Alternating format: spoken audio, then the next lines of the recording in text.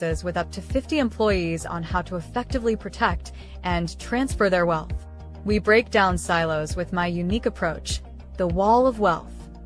Imagine a seamless collaboration among your CPA, tax attorney, estate planner, and insurance expert, each playing their part in perfect harmony, ensuring your financial strategy is not just effective, but a true masterpiece.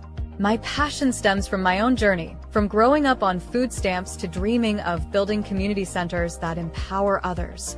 Together, we'll craft a roadmap that not only safeguards your assets, but also nurtures generational wealth for your loved ones. Let's transform your vision into reality. After all, you can't measure the heart of a champion just by looking at them. Join me, and let's make your financial future shine.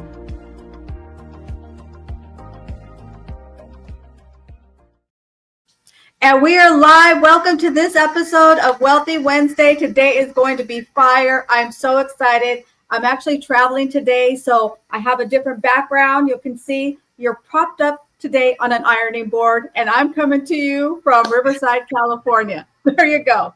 That's why I say champions don't panic, we pivot. I was trying to figure out how to do all of this, but you know what? There's always a way.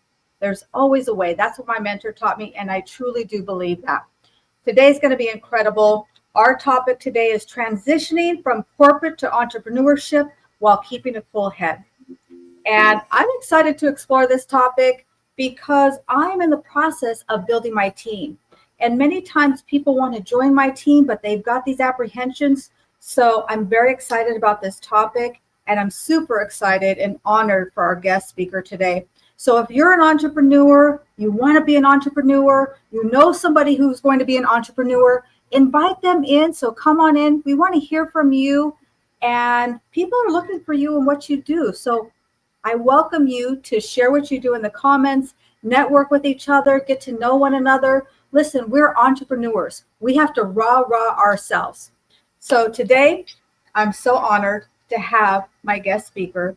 She's an entrepreneur. She's an author. She's a Think and Grow Rich master, a mindset master, and really one of my personal mentors. I study her work. I've taken classes from her. And I would say, if you know her, I highly recommend you to do some one-on-one work with her. Take her goal-setting class.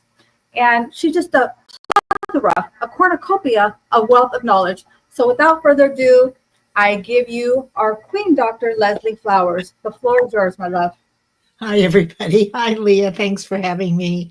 I'm really excited about today. I haven't talked about this in a while, but, it really is a germane topic because there's two areas really that we have to focus on to effectively move, to smartly and strategically move from corporate, regardless of the reason, into starting our own business. And I think a lot of people have that dream. In fact, the statistics, Leah, in the first 5 years, how many small businesses fail in Over the first 80%. 5 years? Yeah, over 80%. So that would be enough to stop anybody. Why would I do it if I know that within 5 years I'm going to have to go back to corporate? But, for me, I've been in corporate. I did corporate for 45 years. And I stayed in corporate until I retired. So I had a side gig. But one of the most important things, if you want to move into entrepreneurship, is a number of the things are to make sure that you have some money put aside. Right? And we've got a number of items today that we can look at that are challenging to people that really want to try entrepreneurship, or they feel it's time, or they're sick of corporate, right? I mean, really, is there anything else is what you're saying to yourself. You've done it, and you don't maybe know how to set yourself up for success. And that's what we're talking about today, right, Leah? Yeah. And I really find in my journey, the entrepreneurs, small business owners that I work with, it's the ones that really have something inside them, that dream, that pull, before they ever become an entrepreneur. So maybe they're doing it already as a side gig. Maybe they're doing some volunteering with this skill that they have. They're doing a lot of studying. Those are the ones that I find have success long term. What do you say? Well, it definitely hinges on how much you want to do this thing, right? And the reasons why you want to do this thing. And listen, for many people, they don't want to take that risk, right? Because look, there's a risk when you move from that regular paycheck into, can you make the sale? Whether it's a franchise business, whether it's a small business, whether you're an entrepreneur, whatever it is, there is going to be a risk. And does that answer your question? I think so. We'll go deeper. Okay. So kind of what I realized is that it's a two-pronged approach that we can take while we're considering it. So some people are going to jump in with both feet without preparing. That's their nature. The idea here is to give you a really good idea of what to expect, what kind of foundation and groundwork you would want to consider before you do it, and then what stops you and what stops over 95% of people. And that is the fear of poverty, which is real. Right? It's real. Are you willing to risk the comfort and stability, even with the difficulties? Are you willing to do that for your dream? Are you sure about that? So there is an assessment that you want to do, and there are certain things that you would want to have in place that make a lot of sense. So simply Leah, from your perspective, what are the 4 organizing documents or steps that you were telling me earlier that each business, when they go out on their own, needs to have in place, and that it's not rocket science? It's just simple seeds that you plant for production. So tell us what those 4 things are when you're considering moving from corporate into entrepreneurship, please. Yeah, for sure. It's 4, and I go back to the wall of wealth. I'm always going to refer back to that, which is having your own health insurance set up, because if you've been in corporate, you are having corporate benefits. So now we need to create our own corporate style benefits. Having life insurance, right? And I love life insurance with living benefits, meaning that if you should get sick or hurt, cancer, heart attack, stroke, or a major accident, you have dollars you can access in case of that, so you can keep your business going, or some sort of a disability plan. You can get a standalone policy. And in my humble opinion, I like to see my entrepreneurs with 12 months of their annual income put aside. Now I'm talking about that to keep the lights on. This isn't the 12 months where you're going on vacation and going out to dinner.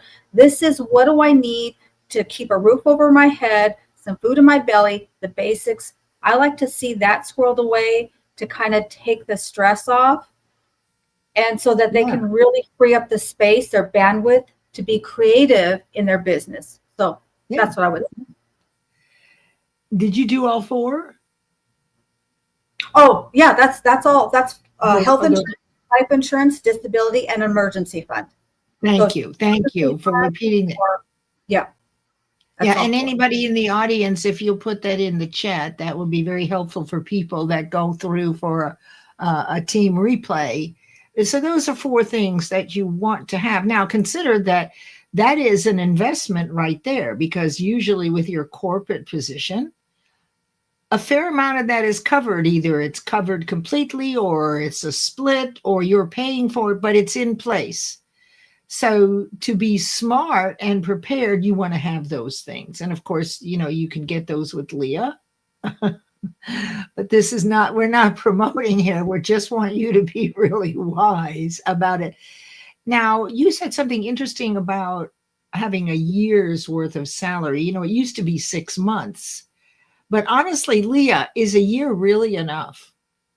Really, a year is not enough. So if you're an employee, I'm comfortable with saying 6 months, but my entrepreneurs, my business owners, I say 12 to 18 months, even 2 years. Because think about it, unexpected things happen. We had a pandemic. Some businesses had to close their doors for a year or two. That's And right. by the way, it's also an opportunity account. If you're an entrepreneur, a business owner, and you have an opportunity to acquire something, do some kind of investment to propel your business forward, but you don't have those liquid assets, you're going to be stifled. So it's not just to keep the roof over our head in case we don't make money. It's also to have that ability to ebb and flow as we need to do as entrepreneurs and business owners. Absolutely. Now, I will tell you honestly that until I retired from corporate, I never made a full-time move. So maybe you think that. So what I did, but here's the problem with that.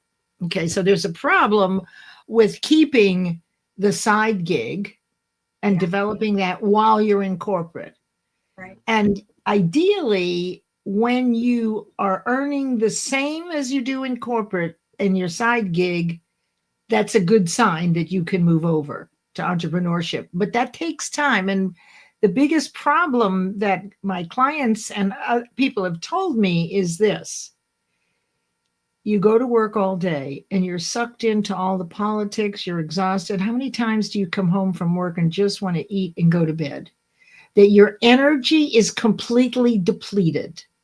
Not only are you doing your work in corporate, but you are also part of the politics. There's stress, there's gossip, there's hierarchy, there's raises, there's problems at work. So one of the things you can do, and it's a practice so that when you get home, you're not just going to flop into bed, is treat yourself like a consultant in the business. Now, consultants are sort of outcasts, as I recall, in corporate. You don't have to be involved in all the politics, right? When you're a consultant, they pay you so much and you're part of the team, but you don't get dragged in emotionally. You can walk away from any gossip. You're not attached. And I know we have relationships in our business, but what happens is when you detach from everything but the work you're committed to doing and doing a good job and being grateful for it, when you get home at night after you've had something to eat, you have the energy to go to work on your side hustle. You only have so much creative energy. And most of us, I was in corporate for 45 years, Leah, and I got dragged into everything. I didn't know about this. Right. So, I would have nights of crying. It's just a whole world. So if you can step back a little bit and not allow yourself to expend your energy on things that don't matter, right? That involve outside conditions and circumstances, they don't really necessarily affect you. Then you're conserving your energy so that when you get home, you can work that side business. Does that make sense? Yeah, and I absolutely love that because see, it's a little difficult for me because I haven't had a job since I was like 22, like in a million years. Okay, I've been an entrepreneur most of my life. But I love what you said is to treat yourself like a consultant. And I would add to that is get up early, hydrate yourself, do your self-care, your workout, your prayer, whatever you need so that you are prepared for battle, right? Protect your energy. Take your lunch with you, take some snacks with you, take your reading with you so that you can kind of create your own little sanctuary, if you will, within your corporate where things are coming at you and maybe the boss is some kind of way and there's this, coworker that complains and stuff, but you kind of, what would you say to that? Well, you just have to, it's an outside condition and circumstance of which you have no control. You might have a little influence, but it's what other people are doing is not within your ability of controlling. It's a waste of your time. So although it's hard not to be involved. So the way I did this was being totally grateful for the work and determining which things I had no control over. I could only control what I was doing, right?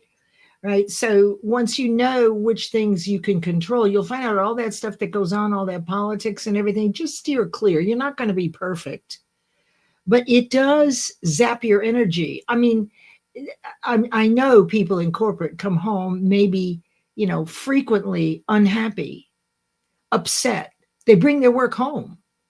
And in fact, the sad part is in entrepreneurship, a lot of people think that we work 24/7, 365 and get haughty when we don't answer the phone on a Sunday night at 10 o'clock. Really? So entrepreneurs they are not respected. And so there you, as an entrepreneur, you have to set boundaries. So the idea here is there's a number of things.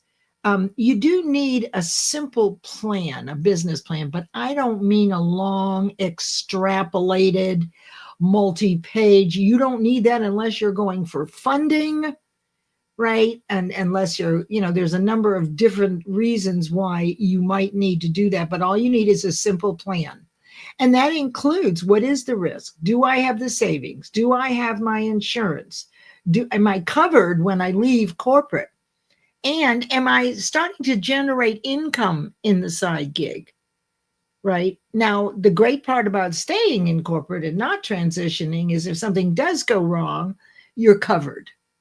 And I don't know. I was kind of playing both ends against the middle because I loved both of them. But I also had this fear, and I don't know if you've ever had it, but of poverty, of not having enough money, about scrapping for money. Once you've been getting that paycheck, you get pretty comfortable and you want to be really grateful for that. But there's a lot of people now who have lost their jobs and for one reason or another. And what there is to do is to simply look at losing that position as a gift. And here's what I'll tell you why. If you lose a position, it's on them. They've given up you. There's someone else out there looking for someone with your ability and talents. It's not that you didn't do a good job and they don't want you anymore. That's fear of criticism and I'm not smart enough and nobody likes me. It's more about, I am really good at what I do. And if they don't appreciate me anymore, fair enough. But there are people out there looking for my caliber because you're an expert. Remember that the high schooler is an expert to the junior high schooler, right? So you do know more than other people. You may not know as much as people too, but the reality is that anybody who doesn't know what you know, you're the expert. So therefore, you deserve to be appreciated. Now, this happened to me in corporate, and is it okay if I tell a little story, Leah? Do, yes. Okay. So when something like that happens, when you lose your job and it's unexpected, and I guess it usually is, unless you choose it.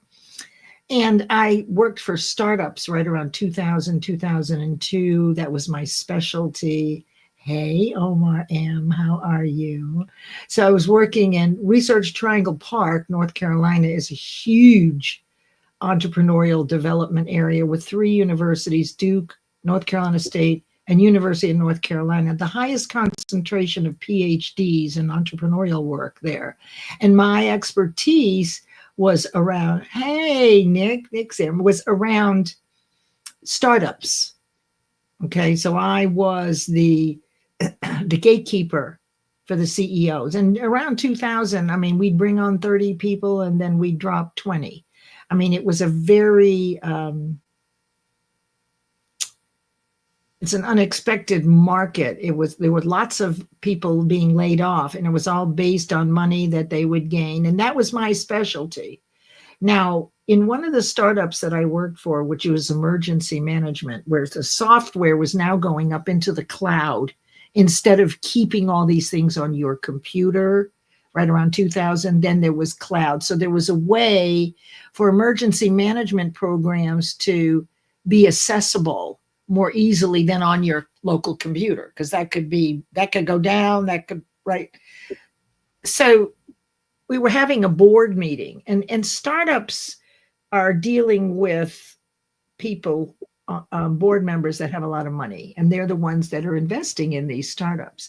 And I was the executive assistant to the C-level team for several companies, liaising with the board members, generating funds, raising money, and then selling, doing the due diligence to sell the company to get out of it and generate income. Well, well, we were having one day a board meeting, and I was the assistant to the CEO and all the C-levels. There weren't a lot because it's a startup company.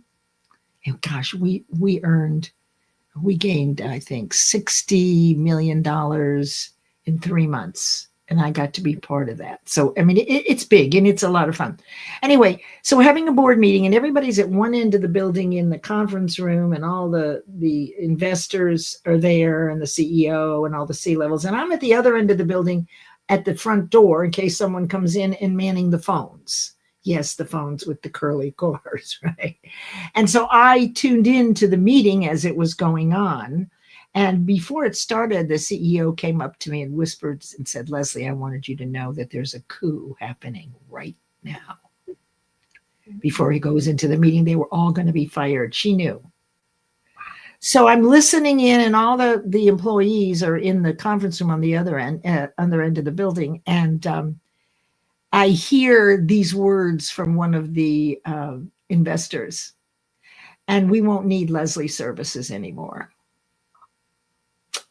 So this is, and nor will we need Anne Marie's, who was a bookkeeper.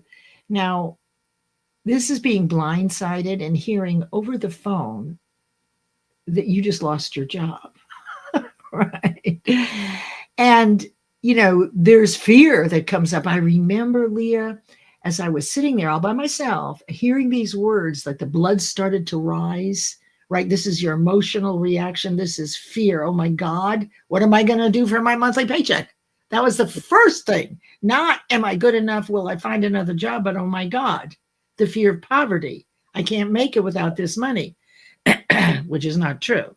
But it takes your mind off of really what's happening here. These people no longer appreciated my wonderful services. So in, I would say, a 10-minute period, the blood started to settle. My conscious mind took over and said, "Wait just a minute, Leslie, you are the best at what you do. If they don't appreciate you anymore, somebody is out there who will be thrilled to have you." As soon as I was able to get over the fear, the blood started, right? So that's the fear, which is reactive, real, and subconscious, but it's not thinking. So it took me about 10 minutes. Now it can take people months, because they dwell in, oh my God, I wasn't good enough, and they fired me, making up all these reasons why you got fired. Or, you know, it doesn't matter. What matters is that you're a gift. Someone is out there looking for your skills. Do you really want to be somewhere where they don't want you? No, of course you don't.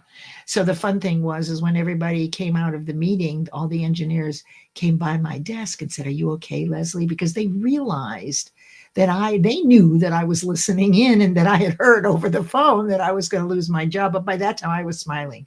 I said, "I am so excited, because it means I get to go look for somewhere else to make a difference.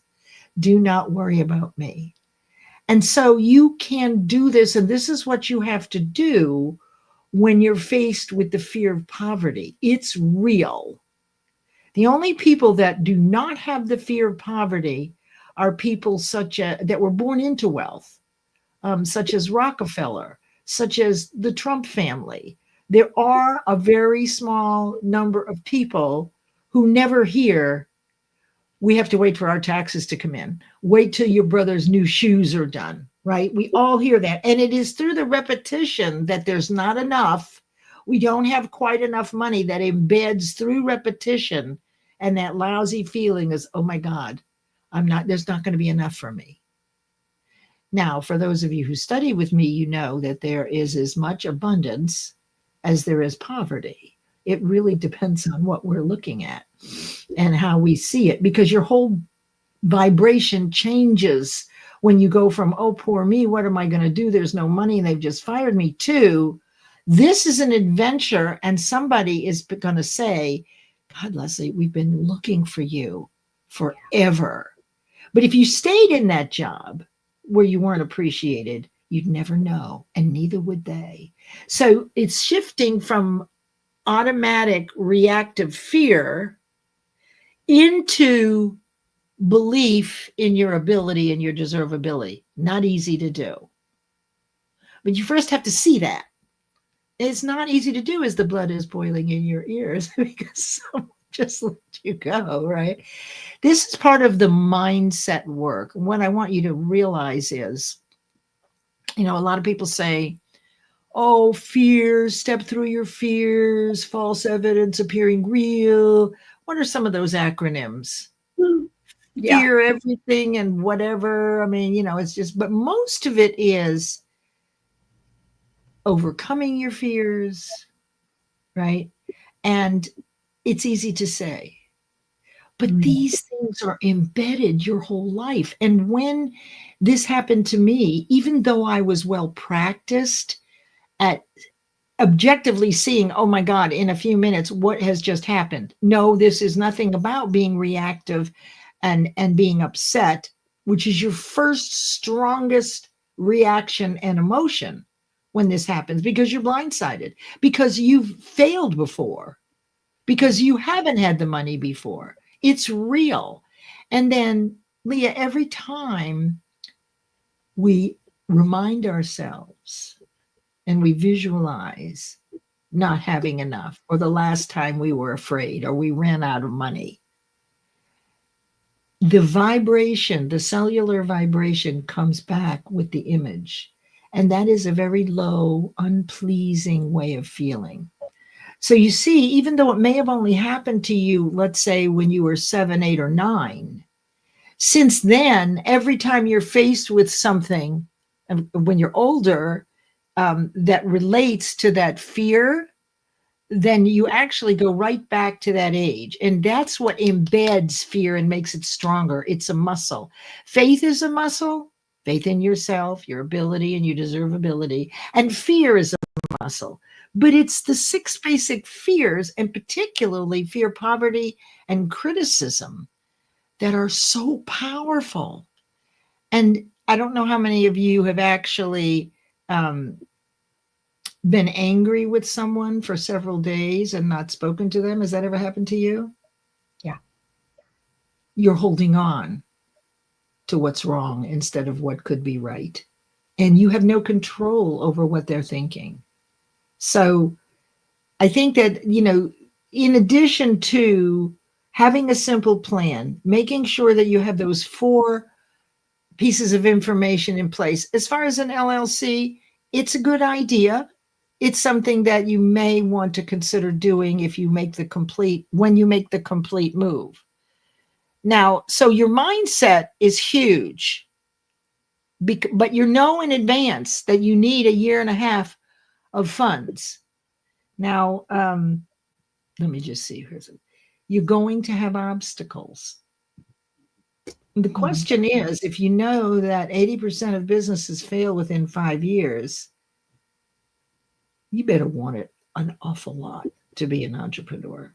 I loved it and I wanted to, but I didn't want to so much that I would give up my day job and take that risk. So you don't have to, but you do have to conserve your creative energy. You cannot be at corporate and have a side gig and exhaust yourself with all the politics and, oh, let's have this party. And what are you going to bring? What food are you going to bring? I mean, we're going to do donations this Thanksgiving. And so you get sucked into a whole life. And by the time you get home, you're whipped in. Oh, if you have children, please, and a partner and food to make. Who wants to go and do something very creative and light and lovable and enjoyable? No, you want to go to bed and go to sleep to get up and do it again.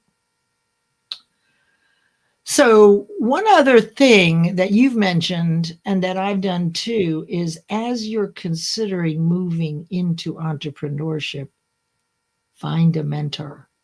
What do you think, Leah? What has been the role of mentorship in you growing your financial business, Leah? Would you share? It's definitely the foundation. And if we get into entrepreneurship and we don't have a preset for a mentor, I'm just going to say, I've never seen somebody get really good success without a mentor.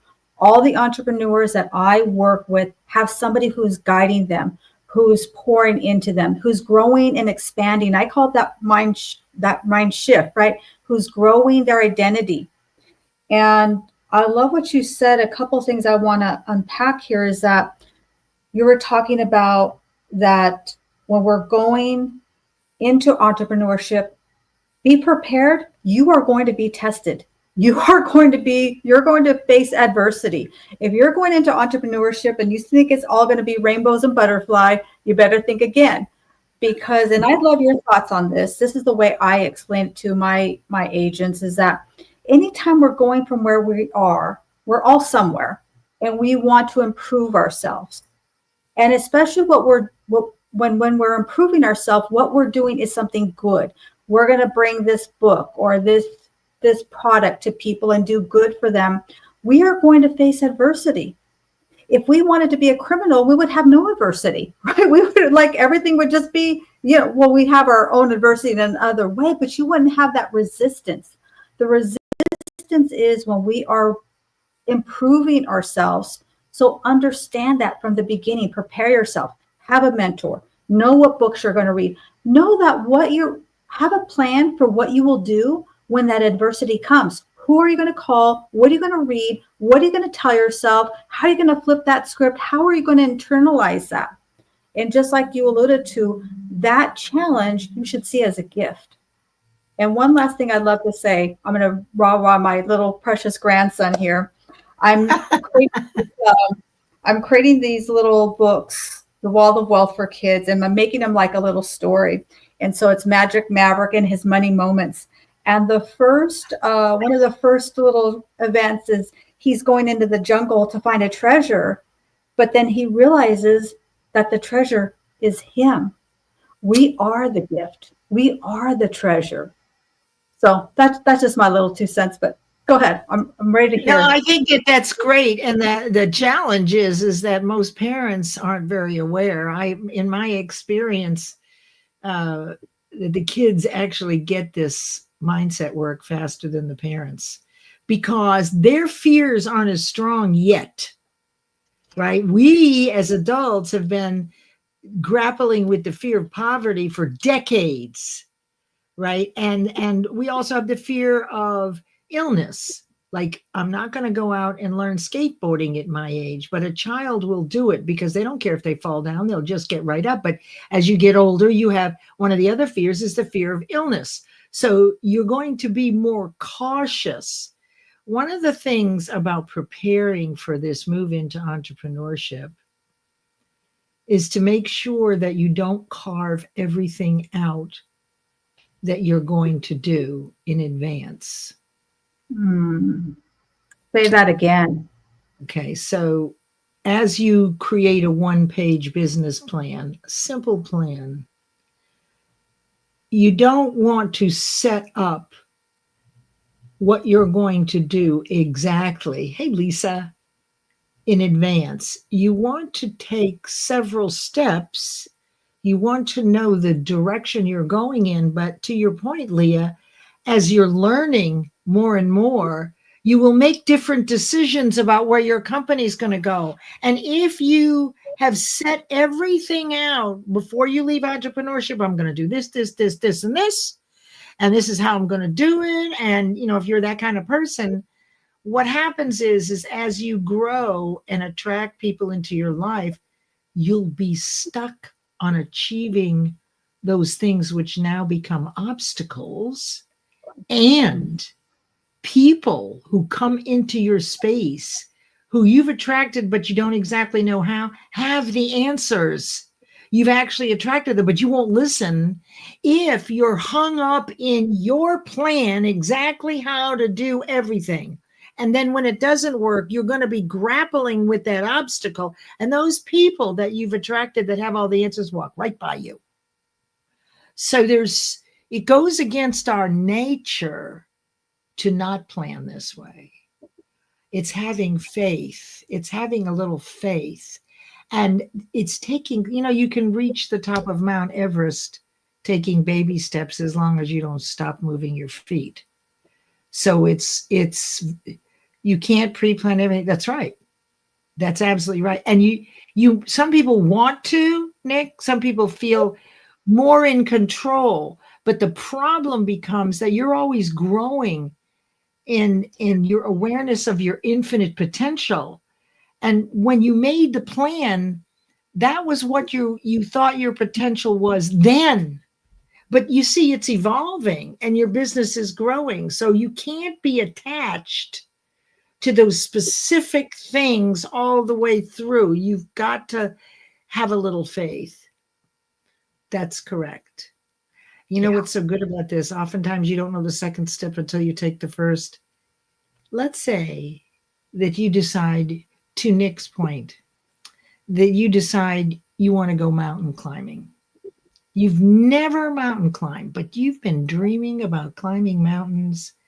This is something it's on your bucket list, right? This is something you've wanted to do, and you're going to do it this time. You only need 2 steps to start. It doesn't have to interfere with your corporate position. 2 steps that cost nothing. 1, find a local place that does mountain climbing. And 2, take a look at the equipment. That's all you have to do to get into action and to outweigh your fear. You see, the action will outweigh the fear initially. And when you first start something like this, that's when the fear is the strongest. Oh my God, I can't do this. I'm too old. I'm too young. What if I get sick? What if I fall? I've never done it before. I don't know how, right? Where am I going to get the money for it? Am I too old? Did I already say that? What if someone breaks up with me? These are all the fears that we have.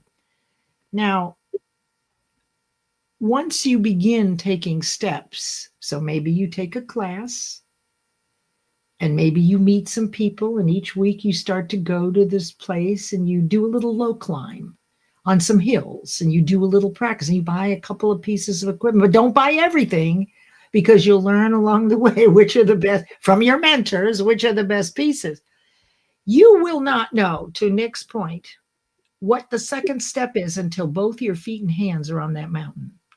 Even if it's only 6 inches off the ground, you've got 2 hands in the mountain, you've got your 2 feet.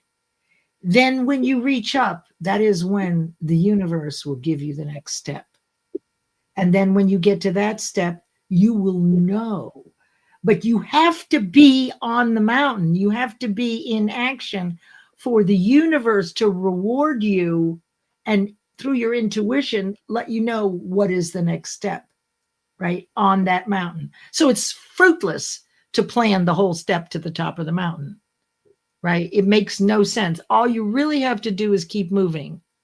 And you're not attached to specific actions.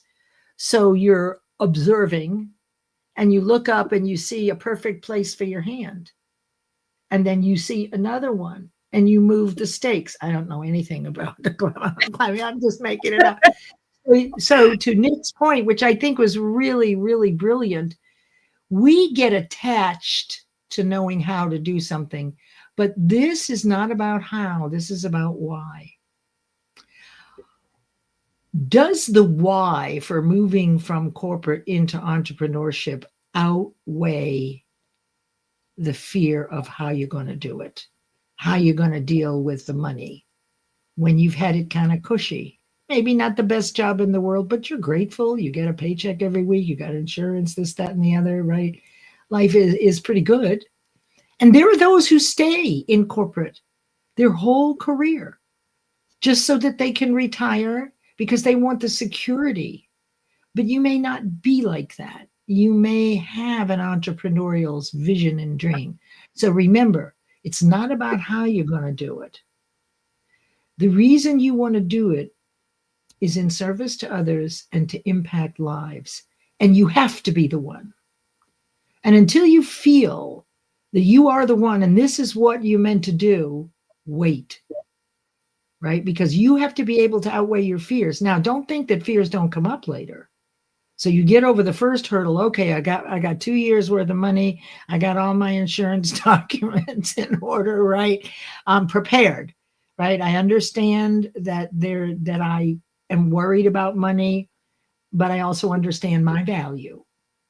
And that however, whatever I'm doing, people will recognize my value.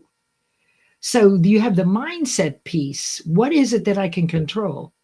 There's only one thing we can control. It's what we think, how often we think it, and the way we feel when we think it. So when I heard that I had lost my job, what was I thinking? Oh my God, what am I going to do? I don't have enough money. It could have been, there's something wrong. I didn't do the job well. But in this instance, that's what came up for me. Not doing the job well, but what am I going to do about a paycheck? I couldn't help it, right? So then your conscious mind, your ability to think and choose an objective, responsive thought. Wait a minute. What if this is a gift? Because every failure that you experience will lead to a success if you look for it. If you're not looking for it, then you'll stay in the failure and you'll be miserable and you're not going to be a happy camper. But both ways of thinking are always available. Either not thinking, reacting, oh, poor me, the victim, or, hey, the consciously aware, emotionally intelligent person that says, wait just a minute. I'm grateful for this position, but they are not grateful to me. I need to be somewhere where I'm appreciated. And that's how you turn your vibration and you turn the whole to the other side, which is the law of polarity. So both choices are there. You can be in fear or faith, but it really takes something because fear is stronger. But as long as you know about this and the things that Leah and I are talking about, you're going to be good to go. So what are you hearing, my friend? Whew, this is a masterclass. If you're an entrepreneur, you need to download this one. You need to study this. You need to share with other entrepreneurs. I'm telling you, so many golden nuggets in here, and I'm not going to be able to unpack all of them. But what I want to highlight something that you said what I heard is, and my mentor said this to me years ago.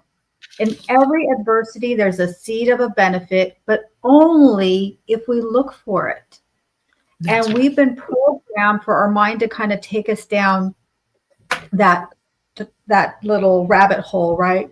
And if we're going to be entrepreneurs, listen, entrepreneurs are not normal people. Okay? We're not. We think differently. We want differently. They're driven. Entrepreneurs are driven, right, toward this goal. And one other thing I totally forgot, forgive me for interrupting you, but I want to make sure to get it here. Before you move into entrepreneurship, go find the communities, right, that will embrace you for this new venture you're doing. A woman's group. What? Yeah, Kiwanis, Rotary. Get with people who will appreciate your new endeavor. Because you have different friends in corporate, but boy, when you get into entrepreneurship, get on LinkedIn, get into some groups. If it's acting or if it's writing or whatever it is that you want to get into, find that group and start commenting and gaining some acquaintances in your new field. And this will help you begin to develop your brand, whatever that is. Right? Whatever you decide you don't have to do your brand right away, but is it going to be you? Is it going to be your company? Is it going to be a program? So there's a lot of things to think about here, but the most important thing about entrepreneurs is they are driven past their fear. Mm-hmm. They are driven. They will walk right through their fears. If we don't look at our challenges as lessons in entrepreneurship, we aren't going to succeed. Good point. We're not. Well, and then, what is success? It's what you deem success is. It's the standard and value that you put on success, not what I say or what Leah says. What is success to you? Right. And that is living a life of wealth, health, and happiness for me. Right. It's having it all. It's not perfect. You never really get there perfectly. But what you've seen today is there's a foundation, an approach that if that's something you really want to do, you can chuck the whole corporate thing if you prepare yourself properly. Or what you can do is stay in corporate, work the side new thing, treat yourself as a consultant and not allow yourself to get sucked in to the politics and all the petty stuff that goes on in every company, so that when you get home, you'll have the energy to do that side gig. Now, for years, what I did was at night, I taught Think and Grow Rich in different masterminds. During the day, I worked, and I did 2 or 3 masterminds a week at different businesses. One of them was at 6 a.m. in Research Triangle Park, and everybody drove out there, and we're in a beautiful conference room. So I was able to do both, and you can too. I wasn't driven enough to test my faith and to outweigh my fear of poverty. And when I say poverty, just a lack of abundance. To your point, based on the law of polarity, there are 7 universal laws. That law that you're talking about, that your mentor mentioned, inside every failure is a lesson. You know, when you fail, at some point, you get, oh, there is the other side of the coin. It's how long it takes you to wake up and see it, right, Leah? Right. Yeah, it was always there. Gosh, this is so good. We're going to need to have another session. Oh my goodness. I hope you guys are picking this up. I think one thing I want to highlight also, I loved your point about getting involved with groups. Yes, because you're going to be thinking differently. It's the 2 steps. Oftentimes, Dr. Martin Luther King Jr. says, we don't have to see the whole staircase. We just have to see the next step. It's just that one step, because as you get to that one step to next point, you're going to discover new processes. You're going to meet new people. You're going to have new awareness. Your identity is going to grow, and you're going to see the things that were already there. Because you never noticed them before. You didn't notice them before. So you could see that if you have everything carved in stone, you're not going to be listening for it, right? But yet you are causing the matter. What it is that you want is moving toward you at the same velocity you're moving toward it. So if you're miserable and fearful, you're going to have more misery and fearful on your doorstep. If you can begin to see what's happening and find the lesson in every failure, that is what emotional intelligence is, right? The ability to recognize and take action, because fear is not thinking. It's what animals do, but it's stronger than our conscious awareness. So this work that we do and the things that we're sharing is designed to empower you to see that there is another side, that it's always available for you. You just weren't ready yet, and you'll see it, and you'll go, oh my God, this is what I've been grappling with, right? If you're hungry and eager to understand, you'll get it. And that's the beauty of emotional awareness. But tunnel vision as you build your business is limiting. Yes, and collaboration is very important. I mean, part of it is mastermind. Really, when 2 or more people get together, that's a mastermind. Mm-hmm. And what is happening in a mastermind? You've seen this 1,000 times, but you probably don't know how it works. I can tell you. But it doesn't matter, because you have the evidence. If Leah and I are talking about something, and she is talking about a project, for example, she is meeting with her mastermind over these few days. I nosed and asked her, well, where are you? What are you doing? Right. So what happens is I start to get ideas for you and you start to get ideas. So I don't have to be doing the same thing as you. The reason why, if you must know, is that all ideas are already here in the ether and they flow constantly from thought energy to us in the form of an idea. And then we, through our determination and our desire, actually turn that thought energy into physical form. That's how you achieve a goal. It starts with an idea and it turns into physical form, whether it's money, a vacation, or whatever. Only humans can do this. No, I forgot, where was I going with this? Okay, so whatever you think about the most and the way you feel about it is going to match your results. So if you're thinking positive and you're looking for the good, it's not going to be perfect, but you're better and better at catching yourself, right? You don't allow yourself to sit in the fear because you know intellectually that the other side of the coin is there. And so you look up and you start looking for people and opportunities. You will be astounded that there are no coincidences. We'll say, gosh, Leah, how did you know about that? That is such a coincidence. It's not. It's mastermind. It's the sharing of all ideas together. So to Nick's point, the collaboration is actually the mastermind. And Leah, you said you were so excited to get with these people and you're such a geek and you just I'm such a nerd. We're nerding out for 3 days. We're going to be studying all about insurance and advanced strategies. And I'm just so excited. We're not even going to eat or sleep. That's all we're going to be doing for 3 days. That sounds wonderful. So do you think, I think we got, I mean, Nicole's comments are really good. And a lot of times these comments are fodder for a new post. Or inspiration. That's where I find my best stuff. And she says, acknowledge the fear, but understand that you can't get to the other side if you don't push through it. It boils down to how badly you want it.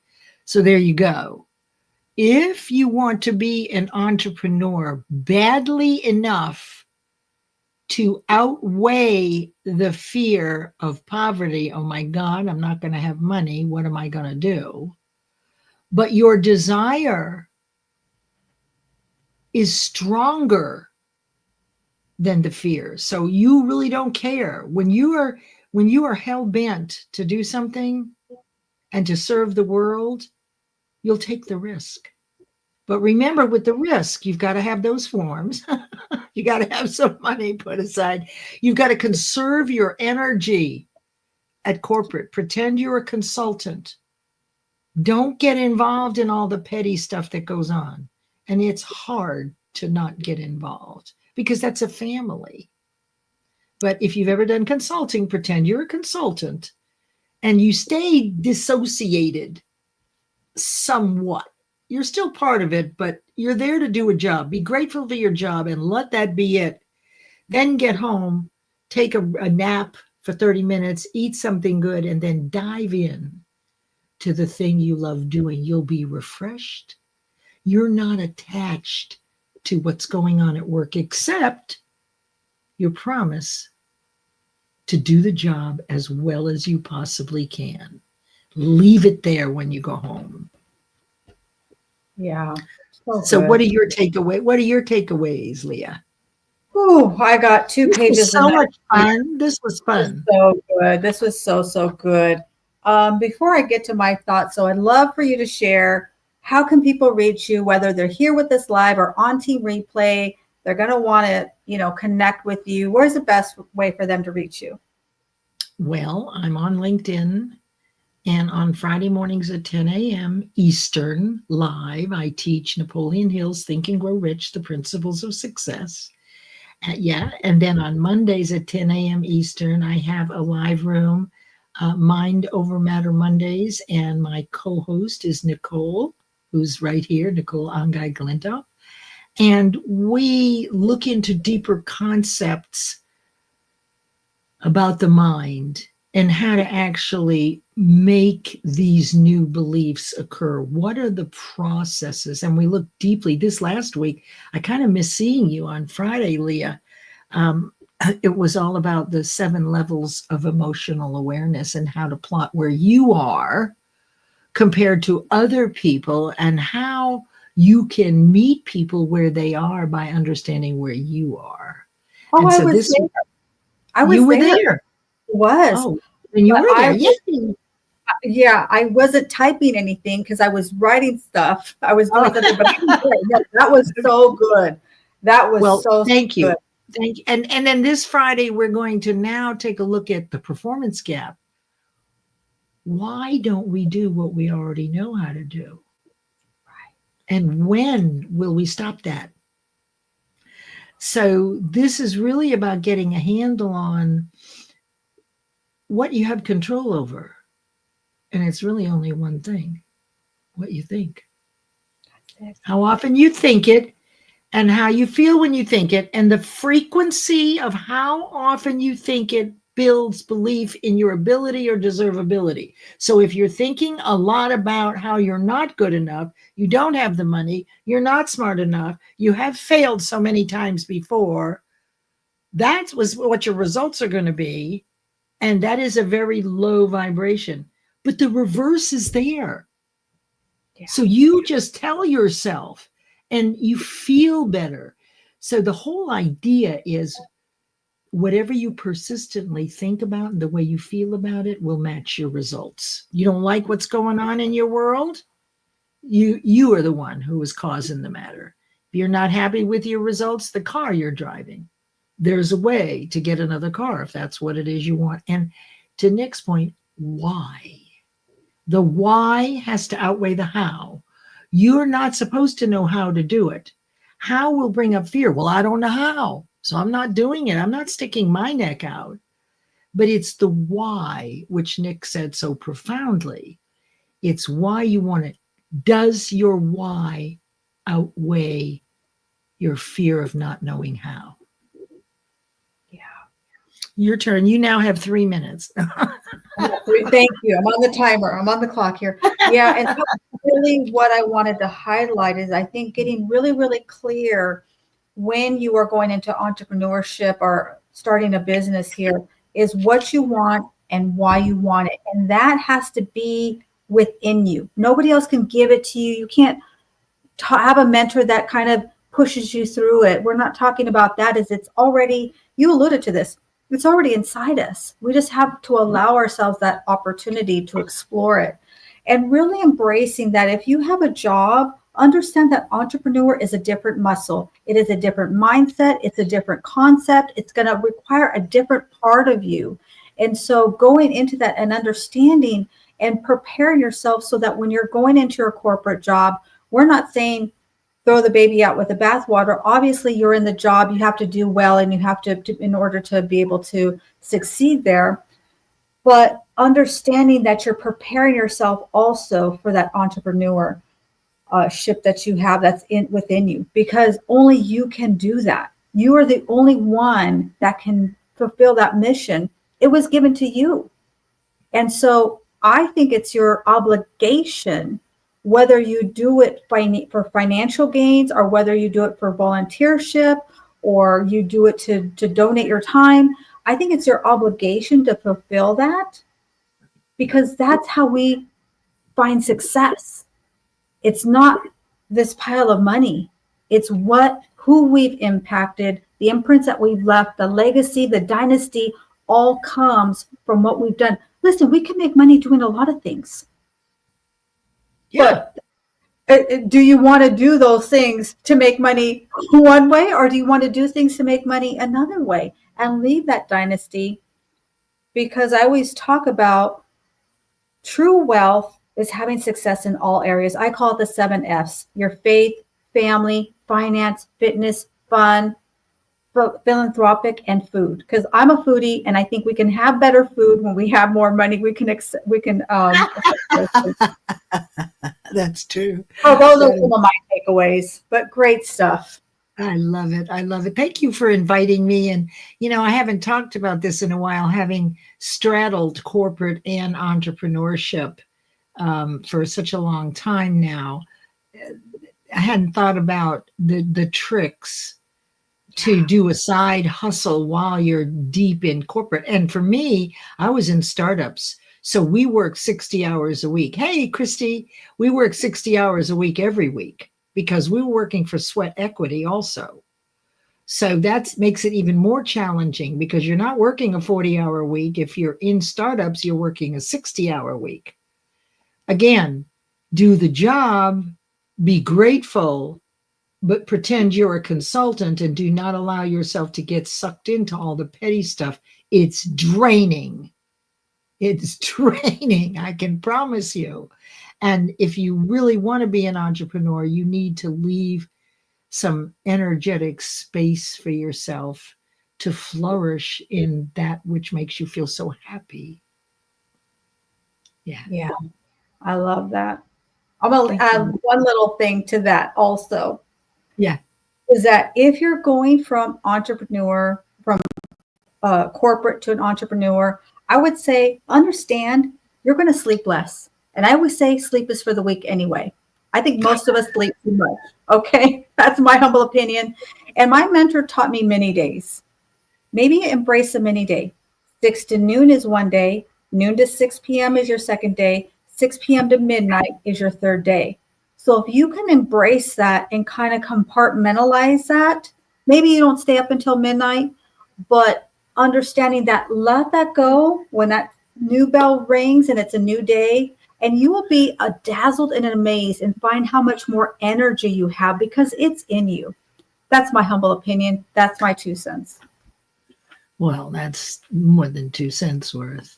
So this was really awesome. Thank you for having me. I hope everybody has gotten some insights for themselves that you can do this effectively, regardless of whether you're a person that likes to aim, fire, and then get ready, or whether you're a ready, aim, fire. When it comes to something like this, in order to diminish the risk, take care of these few things. Check in with Leah or your financial advisor. Make sure you get those 4 things covered. So when you make the move, right, you're protected. You don't need anxiety over getting sick, right? Mm-hmm. You when you're an entrepreneur, you have a lot of stuff going on. So I think that really fertilizing and planting the garden to protect yourself so that you can really enjoy the whole purpose that you went into entrepreneurship. It's not supposed to be grueling. It's supposed to be fun and something you love. And when it becomes a chore, it's typically what you're thinking about. And you can find me on LinkedIn, 10 a.m. Mondays, Eastern, Monday and Friday, lives. Come and learn. And you'll see Leah there and Nicole and Omar and Christy. Hey, Christy. Lots of good reasons to continue each week learning something new.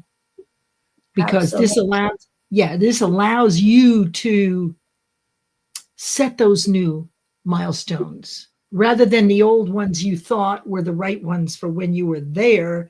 Now you're growing and you've got other people coming into your life that are going to provide your next steps. Right? So you've got to be on the mountain before you're going to know what the next step is. You have to be in action. You can't just sit back and let other people fill you up. You've got to move also. So thank you, Leah. This was so fun. Thank you so much. This was so much fun. I always learn so much from you. No matter how many times I see it or hear it, I'm always hearing things in different ways. And, it's because I have a different level of awareness. Dr. Benjamin Hardy says, if we are not embarrassed by who we were 6 months ago, we have not grown. We haven't learned enough. Right? I don't know that I agree with that 100%, but it's a good point. It's a fair point. I'll say that. There you go. One. Thank you, everyone, for being here. Thank you so much, everyone. We love you, Team Replay. We love you, Team Live. We appreciate you. Thank you so much. And I'm here every single Wednesday at 10 a.m. Pacific Standard Time, check your neck of the woods, what time that is. And we're always discussing wealth in different areas. And we have someone who's joined us really quick. I'm going to highlight this before we go here. We have the one and only Annie Onsong, who will I don't know what this is about, this link. I have no idea what he's talking about. Oh, so. I have no idea either. Okay. All right. So thank you, everybody. Enjoy the rest of your Wealthy Wednesday. Thank you for being here. Thank you, everyone. Bye-bye. Thank you for being here.